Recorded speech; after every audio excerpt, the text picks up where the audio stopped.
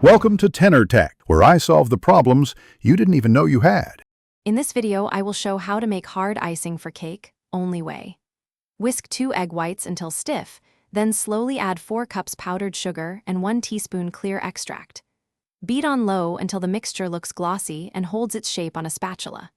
Transfer to a piping bag, work quickly, and let the decorated cake sit at room temperature until the icing crusts completely before stacking or packaging. Make sure you avoid common mistakes that ruin hard icing. Don't add liquid too quickly, or the icing becomes runny and won't crust. Measure powdered sugar precisely so the texture remains smooth, not chalky. Keep decorated cakes away from steam and humidity, as moisture will soften the hardened surface. If repairs are needed, lightly brush the area with a thin royal icing mix and allow it to set completely before touching. Finishing and storing hard iced cakes is simple but crucial for presentation. Let the icing dry for at least 2 hours in a cool, dry spot so the crust hardens fully. Store cakes in a dry box at room temperature to protect the sheen and avoid condensation. For transport, choose a rigid container with minimal movement and keep the vehicle cool.